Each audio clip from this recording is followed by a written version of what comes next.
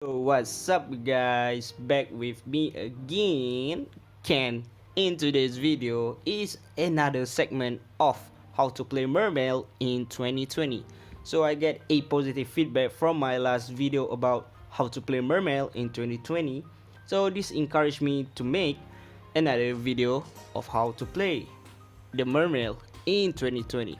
Since the release of Deep Sea Minstrel, this deck is heavily flooding the competitive scene, so we're gonna get there sometimes. We're gonna top some of the top event. Yeah, I believe in you guys. So some of the older player that is watching, I know you guys are pretty good with the basic. So since the rise of the water deck, it attracts some of the new player to play this deck. So yeah, this video is an educational purpose, so you guys also probably will learn something from this video. Congrats for you guys who stick to the water deck until now, until the water spot came out. Yeah, congrats to you guys. So I hope you guys can bring this deck back to the tier 1. Okay, without further ado, let's start with the educational video. Let me get my field center first. The kawaii girl. Alright, gonna put this in the center, right? Okay, for the first tip that I would like to talk is what is your play when you open both Diva and Prince. Since Diva is your best starter, people often to go with normal summoning the Diva and special summon the Prince from the deck and getting best out of it. What if you normal summon the Diva, get Ash? You literally start from there. What if you normal summon the Prince, cost, and then let's say your opponent imperm the Prince, Dragoon will trigger and still get to search for Lapis Dragon. You can special summon it, or okay. Oh yeah, yep. This is the play. You can special summon the Lapis and then link away into Hulky Fibrax, Aurora Dawn, Borolo Savage, and yep, 2 Omni Negate from just Prince. Just Prince, too strong. And another advice, if people told you that you are not playing Mermail when you play this kind of card inside your deck, but there's a reason they're getting hit on the ban list, and yeah, you are winning when you play the best card in the format. Okay, back to the topic. Okay, let's say Prince, normal summon Prince, it get imperm. You still get to pay the cost sending the Dragoon. Dragoon in different chain will activate to add, and your opponent decided to Ash. Now you can link away the Prince. Let me get my link Kuribo. Okay, now you already end up your board with a link Kuribo, but look at your opponent card economy. From just Prince, you are getting 2 cards away from their hand. They waste 2 hand trap just for single Prince, rather than Diva. They can just use Ash or Imperm. That's where you need to look out. And yeah, let me get one of the card that I like to talk about. Oops, the Minstrel. Okay, if you open the Diva and Minstrel or Call by, that's the best way to resolve and normal summon the Diva and resolve her effect, because you know her effect will resolve, because you already know what your opponent is playing. You get to out the possible threat from your opponent hand, such as Diddy Crow, Ash, and Mr. get to take away their Nibiru and Imperm. Yeah, that's the first educational tips in the second segment, which what if you do when you open the Diva and the Prince. Okay, let's go to the second tip. Now for the second tip, As you know, every deck need a starter in the OCG since the releasing of Deep Sea Diva into 3. In the OCG, we already have 8 starter, 3 Diva, 3 Prince, and 2 1 for 1. In the OCG, you probably have only 1 for 1, which is 7. Yep, 7. But in the OCG, you are having an 8 starter. You want to start with this card in your opening hand since this deck is majorly going first build, making a negate and not letting your opponent play. What if you don't open this starter? Let me put this up here. Oh, sorry, cute girl. Okay. What is the bridge for you guys to get into this card? Okay, I'm gonna show you. This is your key card, which is the Dragoon, and for me, this is the least way to get to your starter. So I'm gonna put it down here, alright, because this is one of the common card that people known to search Diva or Prince. Now let me show you.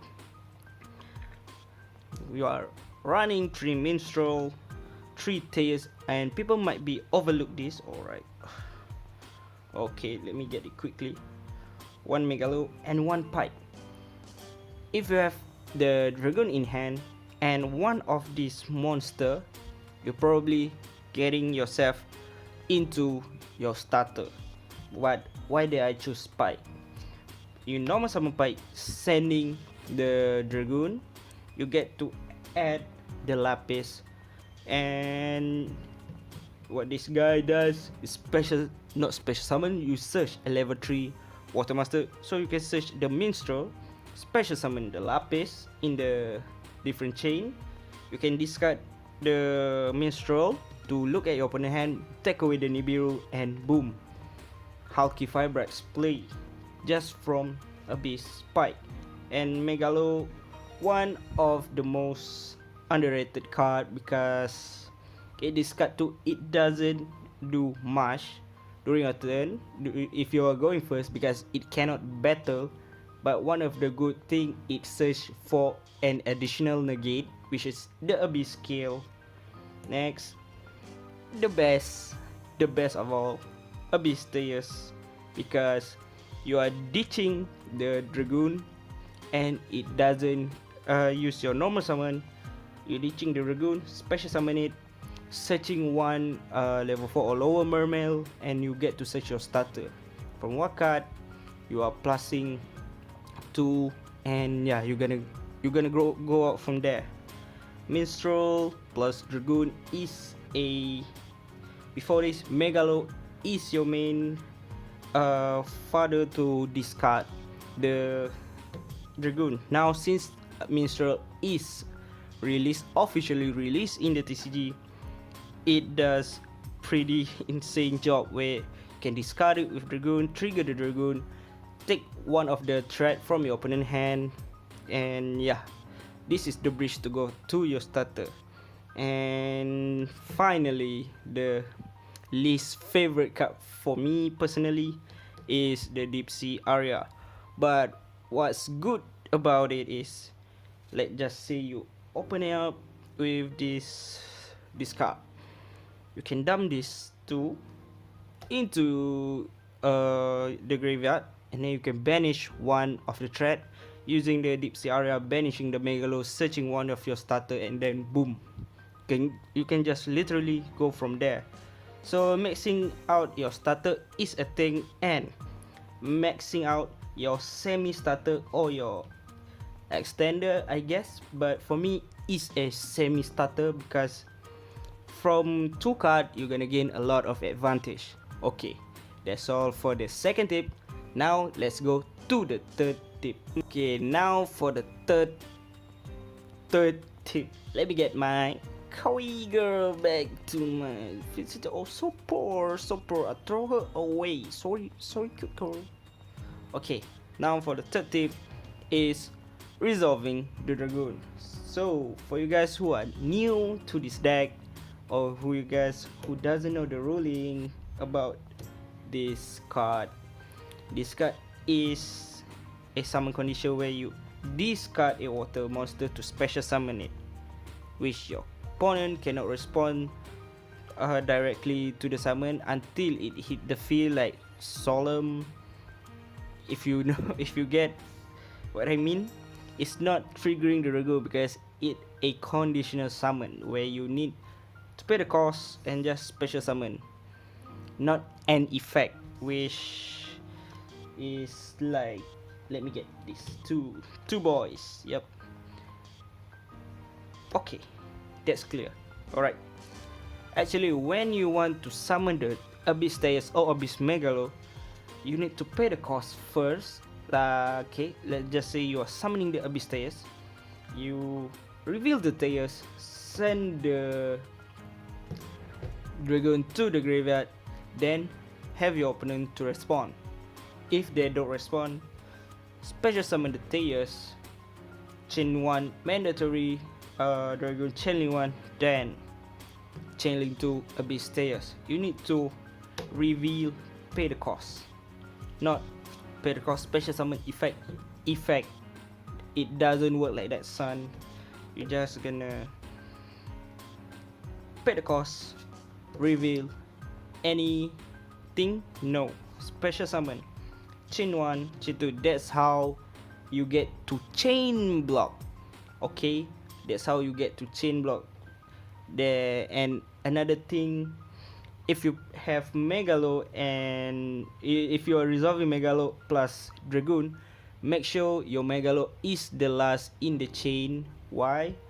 Because adding this spell from your deck to your hand, it just generates another negation or another cost. Compared to you resolving Dragoon, you're gonna get another combo pieces, which is more efficient to make a better board. Okay, and yeah, also there's another cool trick that I learned. Reveal the Tears. Okay, send the Dragoon to the graveyard, special summon the Tears, and Dragoon majorly chaining 1, Abyss is chaining 2. Your opponent will Ash. Let's just say in your hand you already have the Deep Sea Diva. Okay, let's just put this away. Gonna put you guys in the scenario. Okay, and then the what this guy name again? Dragoon gonna trigger. Try to bait the Nibiru or Imperm. You can special summon. Just go for the Godfather of Mermail, Needle Fibrax. And if your opponent didn't stop here, they're gonna deal with a tons of problem, and you still haven't normal summoned yet. Still guys, normal summon the Diva, special summon the Prince, and just go all out from there. From 2 card, you get to settle 2 hand trap and getting 2 Hulky Fabric, which is quite strong. And if they negate the Hulky Fabrics, can just normal summon the Diva and make an Apollosa or anything else from there. Before I go to the next tip, the third tip is about discarding for special summoning, not effect, but summon condition doesn't trigger this boy right here, the Dragoons. So yeah, I guess you guys get it. If you guys have any question about this, you can comment in the comment section below, so I can help you guys playing this deck more efficient. Alright, that's it about for the third section. Okay, for the fourth section, it's a bit complicated because it depends on your choice. Alright, here it is. These are the 3 tuner that people play in today's Mermail. Okay, I don't play just about 001, and some of people is playing, but Jet Synchron and Olion is the most representative inside the deck. Why? Go to this, go to Auroradon, go to Olion, and yeah, this deck is going first. So for me, having a dashboard to trigger the effect more than once is a bit overkill or less efficient. Oh, that's the best word I can think of. Less efficient. And what Fishbolt Launcher is here is about, it's a free special summon. You can discard it with the Minstrel, and the Minstrel and the Fishbolt Launcher is at the graveyard, so it met the requirement for the Fishbolt Launcher to special summon itself. If your Diva gets negated, you can go for Hauki Firebrax and still ending up with 2 Omni Negate. So what if you don't want to run the Fishbolt Launcher? I came up with this card. Okay, maybe one of the most hated card of this format or in the entire Yu-Gi-Oh! When you're facing a combo deck, because this plus this, your opponent literally not playing Yu-Gi-Oh! Because most of the best deck, Demonstrator, Invoke Shadow, Drachma Invoke, Sky Striker, is playing with the extra deck. If you get to lock them from special summoning from the extra deck, you guys are way ahead. Not to mention, with the effect of Union Carrier, the equipped monster adds another 1000 attack. Some of you guys might be missed that one, so keep in mind, if you saw this guy on the field equipping something to a Borrowed Savage or other stuff, the monster also gain 1000 attack. So beware. I just get caught in last local tournament, and you don't want to run too many tuner. Yep, I mean the Crystron Haki Firebrax target. For me personally, I only choose these two and thinking about to cut this, but sometimes Fishbolt Launcher come in handy to make a OTK for Borosor, because Haki Firebrax should link away this for Link Kuribo, and if in the graveyard is all the water monster, special summon back Haki Firebrax, Link Kuribo, and Fishbolt Launcher, go to Borosor and go for game from there. So it depends. 001, Dashboard 001 is not bad, but for me, you are not aiming to grind that much. If you want to grind with all the water card and Everest, so you get to play more grindy with the Crocosaur and the Abyss Glacier. Okay, that's it for the 4th tip. Okay guys, for the 5th tip and the final tip of this second segment of playing Mermail in 2020 is Mullen plus Minstrel. What card you should banish and what card you should discard by the Flying Water Cow. Alright, let's say your opponent doesn't open with hand trap, since you resolving Minstrel, you get to see your opponent hand, and what you guys should do if they don't open any hand trap. You guys should banish one of the useless card. Why? Because you want to try to snipe the 2 best card in their hand and ending up in the graveyard, so they cannot play efficiently or they cannot make their play during their turn, since Mullen Glacier discarded the card into the graveyard, such as a starter. Okay, let's just say you're having a mirror match.